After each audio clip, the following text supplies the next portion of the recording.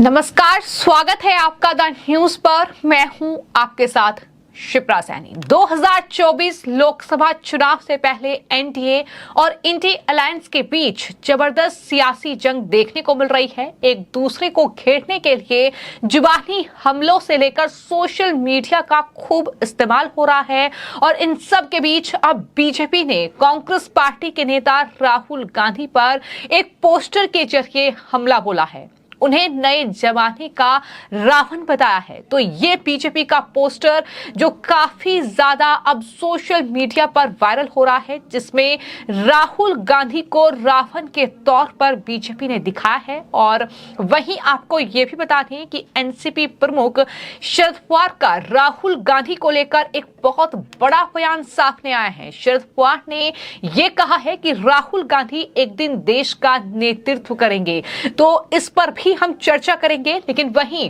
कई बड़ी खबरें जो राहुल गांधी से जुड़ी हुई हैं, आपको ये बता दें कि कांग्रेस पार्टी में एक बार फिर से इमरान मसूद की वापसी हो रही है। पूरी खबर क्या है ये मैं आपको बताऊंगी, लेकिन सबसे पहले बात करेंगे बीजेपी के उस पोस्टर की जिसके जरिए राहुल गांधी पर हमला बोला गया है। तो बीजेपी ने अपने ऑफिशियल एक्स का जो उनका अकाउंट है उससे दरअसल एक पोस्टर शेयर किया है और ये लिखा है कि नए जमाने का रावण यहां है, वो दुष्ट, धर्म और राम विरोधी है, उनका एकमात्र लक्ष्य देश को बर्बाद करना है। ये उस पोस्टर के साथ ने लिखा है। लेकिन इसी पोस्टर में जॉर्ज सोरोस का भी जिक्र किया गया है।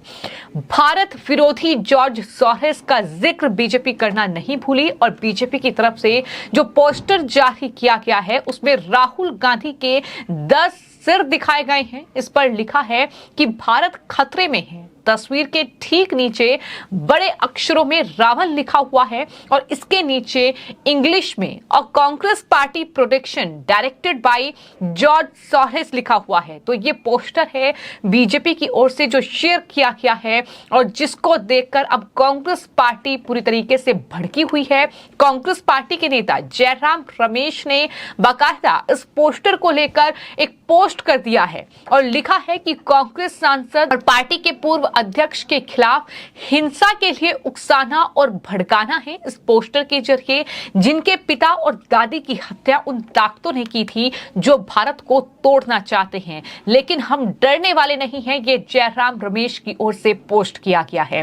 तो कहीं ना कहीं अब आने वाले वक्त में जैसे जैसे चुनाव करीब आएंगे ये पोस्टर वॉर भी काफी ज्यादा देखने को मिल सकता है। लेकिन एक पोस्टर जो बीजेपी ने शेयर किया जिसमें राहुल गांधी को नए जमाने का रावण बीजेपी ने बताया और ये कहा कि ये रावण जो है वो दुष्ट है, धर्म और राम विरोधी है।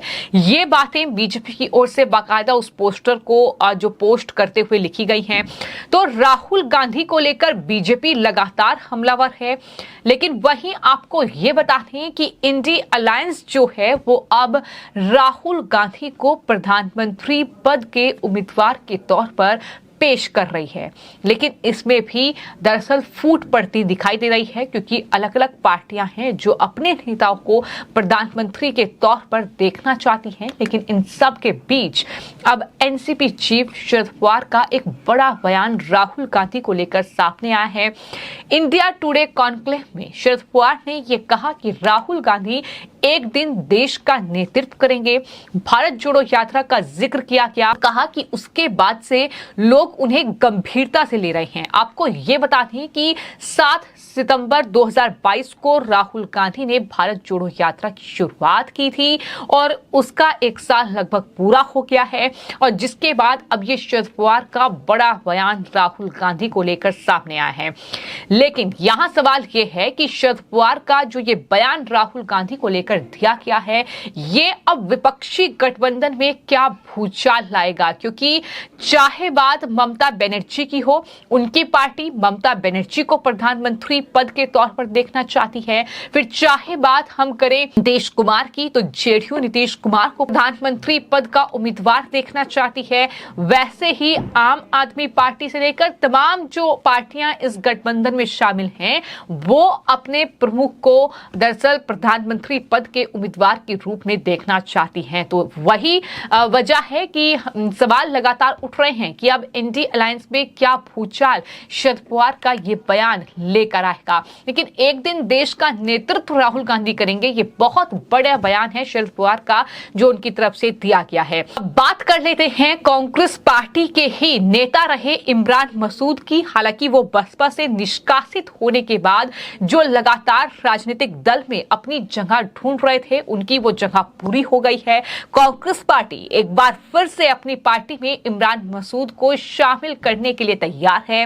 क्या इसकी वजह यह है कि उन्होंने प्रधानमंत्री नरेंद्र मोदी के टुकड़े करने की धमकी दी थी? कांग्रेस पार्टी ये कहती है कि ये पोस्टर जारी करके बीजेपी जो है वो राहुल गांधी के खिलाफ लोगों को भड़का रही है और इस तरीके की ये साजिश चल रही है। लेकिन आप तो प्रधानमंत्री नरेंद्र मोदी के टुकड़े करने वाले लोगों को पार्टी में शामिल कर रहे हैं। ये सवाल भी अब देश की जनता कांग्रेस पार्टी से पूछ रही है, क्योंकि इमरान मसूद वो चेहरा है जो कि समाजवादी पार्टी का हिस्सा भी रह चुके हैं, कांग्रेस पार्टी में भी रह चुके हैं और बसपा राहुल गांधी की तारीफ करने पर उन्हें निष्कासित कर चुकी है पार्टी से। तो ऐसे में एक बार फिर से चुनाव से पहले इमरान मसूद की वापसी कांग्रेस पार्टी में हो रही है, जो कि अपने विवादित बयानों के लिए जाने जाते हैं, जो प्रधानमंत्री के टुकड़े करने की बात करते हैं और कांग्रेस पार्टी उन्हें अपनी पार्टी में शामिल कर रही है। आपको ये बता दें कि 7 अक्टूबर को दिल्ली में जो ऑल इंडिया कांग्रेस कमेटी का कार्यालय है, वहां पे उन्हें पार्टी में शामिल कराया जाएगा। तो ये है कांग्रेस पार्टी। आपको याद होगा कि हाल ही में जो कांग्रेस पार्टी की नेता है अर्चना गौतम, उन्हें पार्टी से 6 साल के लिए निष्कासित कर दिया गया, क्योंकि अर्चना गौतम जो है जाहिर तौर पर एक्ट्रेस हैं और इस तरीके से उनके खिलाफ एक पूरी लॉबी काम कर रही थी पार्टी के भीतर। पार्टी के कार्यकर्ताओं ने ही उनके साथ बदसलूकी की। पार्टी कार्यकर्ताओं पर एक्शन लेने के बजाय इस तरीके से अर्चना गौतम को ही 6 साल के लिए निष्कासित कर दिया गया।